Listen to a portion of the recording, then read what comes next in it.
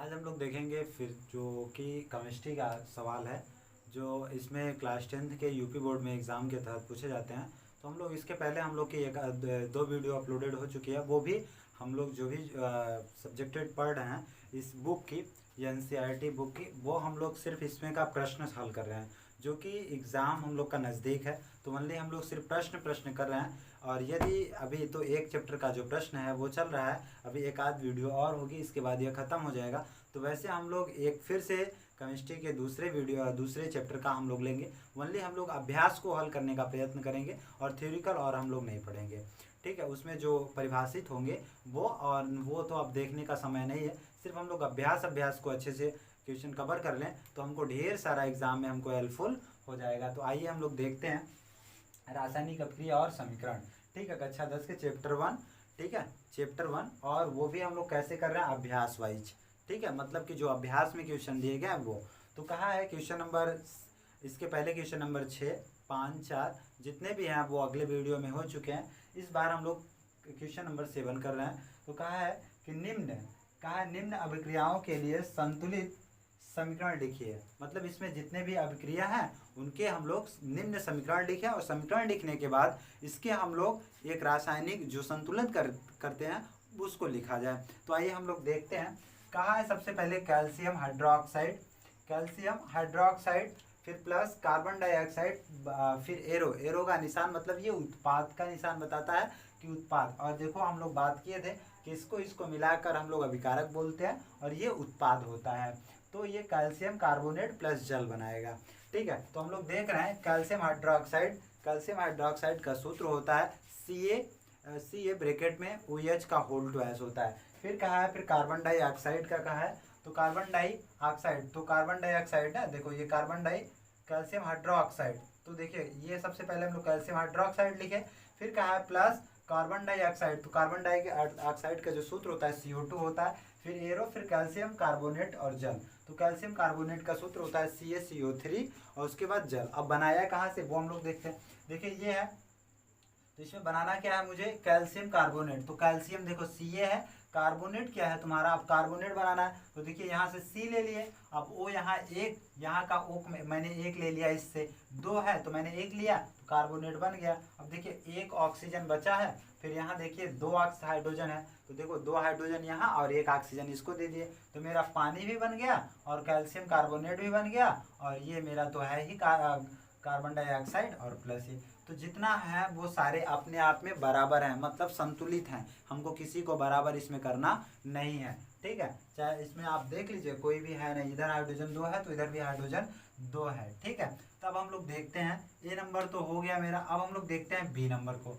तो B number जो है वो दिया है जिंक प्लस सिल्वर नाइट्रेट का सूत्र होता है AgNO3 होता है। तो देखिए जिंक Zn होता है, सिल्वर नाइट्रेट AgNO3 होता है। जिंक मतलब N, नाइट्रेट मतलब NO3, तो ZnNO3 प्लस में सिल्वर, तो सिल्वर का क्या हो जाएगा Ag, ठीक, सिल्वर का क्या हो जाएगा Ag हो जाएगा। तो अब देखिए Ag यहाँ अकेला, Ag यहाँ NO3 Z है, तो हम लोग कह सकते हैं कि जो ये संतुलन है ये भी अपने आप में क्या है, बराबर है। इसको भी हमको संतुलन करने की जरूरत नहीं है, क्यों, क्योंकि ऑलरेडी जब बराबर है तो जबरदस्ती संतुलन थोड़ी ना किया जाता है, ठीक है। फिर उसके बाद इसमें दिया एल्युमिनियम प्लस कॉपर क्लोराइड, फिर उत्पाद का चिन्ह एल्युमिनियम क्लोराइड प्लस कॉपर। तो देखो एल्युमिनियम का Al होता है, कॉपर क्लोराइड का CuCl2 होता है और एल्युमिनियम क्लोराइड, अब देखिए एल्युमिनियम क्लोराइड बना है, एल्युमिनियम का Al हो जाएगा और देखो Cl जब हो जाएगा 3, क्यों, क्योंकि Al के साथ Cl3 होता है तभी ना। तो अब देखिए Cl3 कहाँ से बना, तो हम लोग इसको देख लेते हैं, छोटा से यहीं ब्रैकेट में देखते हैं। देखिए ये कैसे बनकर तैयार होता है, हम लोग सूत्र एक दिन देखते हैं उसको, किसी अगले वीडियो में हम लोग सूत्र को देख लेंगे। देखिए क्यों, क्योंकि Al पे 3+ होते हैं और Cl पे 1- होता है, 1 यहाँ लिखे 3 यहाँ, तो इसको इधर, तो देखिए क्या हो जाएगा Al कितना हो जाएगा 1 और Cl कितना हो जाएगा 3 हो जाएगा। बात समझ गया, देखिए ये सूत्र बन गया कि नहीं बन गया।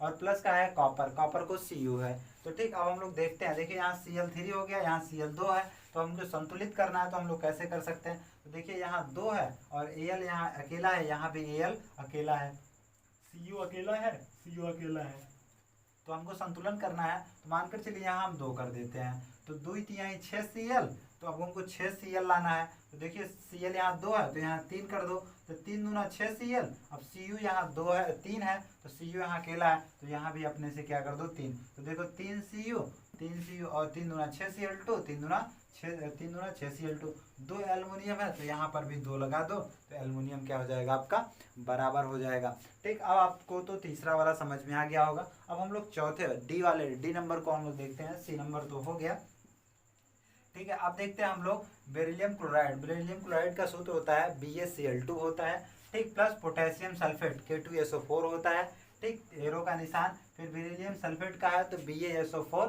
पोटेशियम क्लोराइड KCl, पोटेशियम का K होता है, क्लोराइड का Cl होता है, ठीक है। तो हम लोग यहाँ तक समझे। तो देखिए क्या होगा कि Cl यहाँ 2 है, तो Cl देखिए यहाँ पर अकेला है, तो क्या काम करेंगे, जब Cl यहाँ 2 है तो जब भी लगाएंगे इसके साथ लगाएंगे सामने, तो पोटेशियम भी 2 हो गया और Cl भी मेरा कितना है 2, तो पोटेशियम यहाँ देखो 2 है, तो पोटेशियम मेरा ठीक है। बेरिलियम 1 है, बेरिलियम 1, Cl 2 है, Cl 2, बाकी सल्फर 1 है, हाइड्रो मतलब ऑक्सीजन 4 है, तो ऑक्सीजन 4, सल्फर 1। तो ऑलरेडी इसमें हम लोग को क्या कर चुके हैं, पूरी तरीके से ये संतुलित हो चुका है, ठीक है। देख रहे हैं पूरी तरीके से ये संतुलित हो चुका है।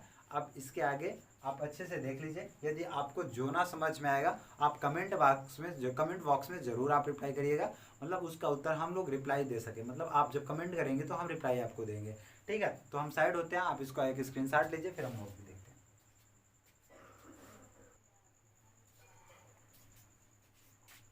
देखिए अब तक हम लोग क्वेश्चन नंबर 7 खत्म कर चुके हैं, हम लोग पढ़ चुके हैं। अब क्वेश्चन नंबर हम लोग 8 को देख रहे हैं।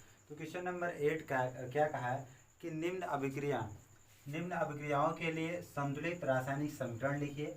मतलब कहा है कि निम्न अभिक्रिया के लिए रासायनिक समीकरण लिखिए, और उसके बाद रासायनिक समीकरण लिखने के बाद उसे संतुलित भी कीजिए, और संतुलित करने के बाद ये भी कहा है कि कौन सी ये जो ये रासायनिक है, जो ये अभिक्रिया है वो कौन सी अभिक्रिया है, मतलब किस प्रकार की अभिक्रिया है, ठीक है, वो किस प्रकार की अभिक्रिया होती है।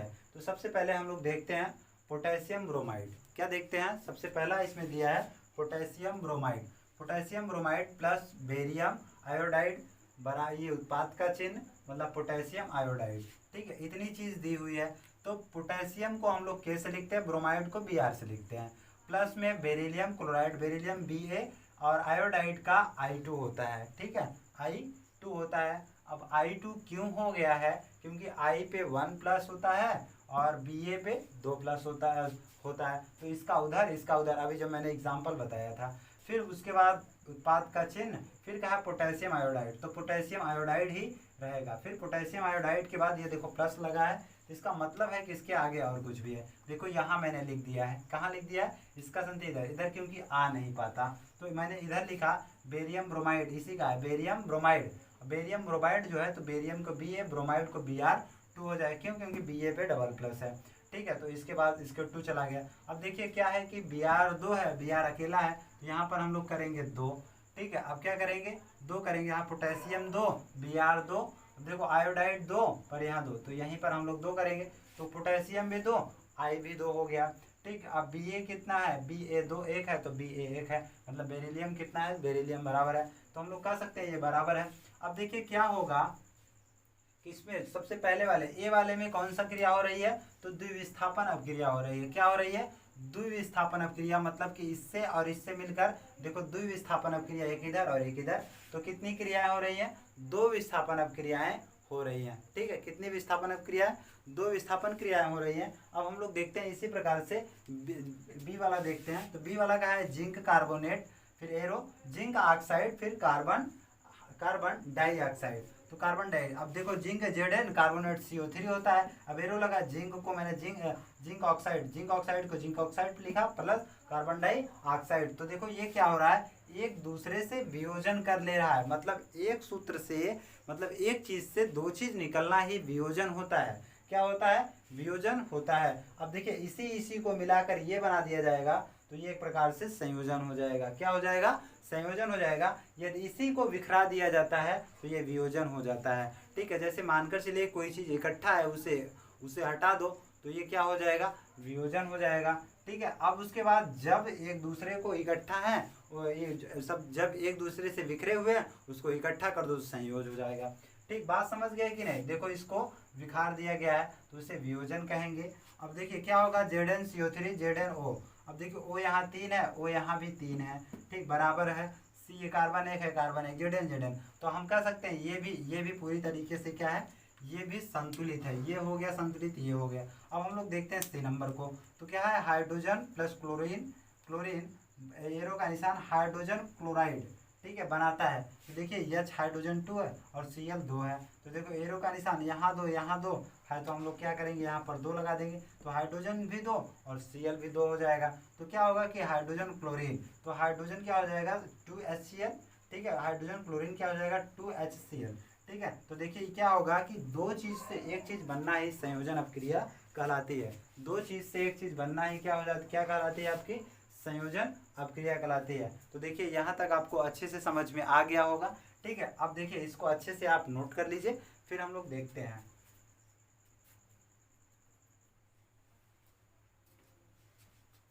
अब हम लोग देखते हैं क्वेश्चन नंबर 9, क्वेश्चन नंबर 7 और क्वेश्चन नंबर 8। क्वेश्चन नंबर हम लोग देख चुके हैं, आप क्वेश्चन नंबर 9 देख रहे हैं। तो क्वेश्चन नंबर कहा है कि ऊष्माक्षेपी अपक्रिया क्या होती है। मतलब इसमें कहा है क्वेश्चन में कि ऊष्माक्षेपी अपक्रिया क्या होती है। तो मैं क्वेश्चन एक बार पढ़ देता हूँ, आपको अच्छे से समझ में आ जाएगा। मैंने तो इसमें सीधा आंसर लिखा है, ठीक है। तो देखो इसमें क्या होता है कि ऊष्माक्षेपी एवं ऊष्माशोषी अपक्रिया का क्या अर्थ है, उदाहरण सहित बताइए। तो बात समझ में आ गई। ये आपका क्वेश्चन NCERT का है, वो हम लोग उससे क्वेश्चन कर रहे हैं। तो कह रहा है क्वेश्चन की ऊष्माक्षेपी अपक्रिया क्या होती है और उसके बाद ऊष्माशोषी अपक्रिया क्या होती है। तो ऊष्माक्षेपी अपक्रिया जो होती है, जिन अपक्रियाओं में उत्पादन के निर्माण के साथ साथ ऊष्मा भी उत्पन्न होती है, जिन अपक्रियाओं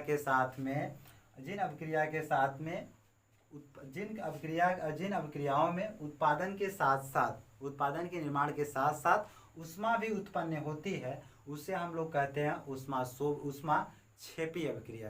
क्या कहते हैं, ऊष्माक्षेपी अपक्रिया कहते हैं। जैसे हम लोग एग्जाम्पल में देखते हैं, ये है कार्बन, ये है ऑक्सीजन, ये है कार्बन, ये ऑक्सीजन। कार्बन जो एक ठोस पॉइंट में है, कार्बन कैसा पॉइंट में है, देखिए कार्बन एक ठोस पॉइंट में है। कैसा पॉइंट में है भाई, कार्बन एक ठोस पॉइंट में है और ऑक्सीजन एक गैस पॉइंट में है। तो इन दोनों को जब हम लोग मिलाएंगे, उष्मा देंगे, तो देखो क्या बन जाएगा, कार्बन डाइऑक्साइड। और देखो ये जो चित्र बना हुआ है डेल्टा मॉडल, यही बता रहा है उष्मा की अवशोषण, मतलब यही बता रहा है उष्मा का अवशोषण हो रहा है। तो जिसमें हम लोग कहेंगे कि जिन अपक्रियाओं में उत्पादन के निर्माण के साथ साथ ऊष्मा भी उत्पन्न होती है, उसमें ऊष्माक्षेपी अपक्रिया होती है। तो आपको समझ में इतना आया होगा, हम लोग एग्जाम्पल के अकॉर्डिंग से भी किए हैं। ठीक, अब देखिए ऊष्माशोषी अपक्रिया कह रहा है। ऊष्माशोषी अपक्रिया किसे कहते हैं, तो जिन अपक्रिया में ऊष्मा का अवशोषण होता है उन्हें ऊष्मा अवशोषी अपक्रिया कहते हैं। अब सीधा ऐसे समझिएगा,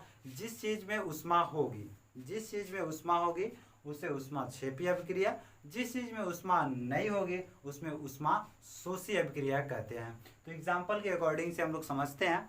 जैसे मानकर चलिए कि ये कैल्शियम कार्बोनेट है, तो ये चूना पत्थर कैल्शियम कार्बोनेट का ये बना होता है, ये ऊष्मा का प्रतीक है। और जैसे इसमें हम लोग इसका रिएक्शन करते हैं तो हमको कैल्शियम ऑक्साइड मिलता है। कैल्शियम ऑक्साइड बुझा हुआ चूना होता है, ठीक है, बुझा हुआ चूना होता है। और यहाँ पर CO2 हम लोग कार्बन डाइऑक्साइड बाहर निकाले हैं और ऊष्मा को ऊर्जा को भी हम लोग बाहर हटा दिए। इस वजह से इसमें किसी भी प्रकार की ऊष्मा उत्पन्न नहीं होगी, इसमें सिर्फ ऊष्मा अवशोषण होगा बस, ठीक है, उत्पन्न नहीं होगी। तो यहाँ तक आपको ये वीडियो समझ में आई होगी। दोस्त यदि वीडियो अच्छी लग रही हो तो लाइक और सब्सक्राइब ज़रूर करिएगा और अपने मित्रों तक पहुँचाने का भी काम करिएगा, ठीक है। फिर हम लोग मिलते हैं अगले वीडियो में। जय हिंद।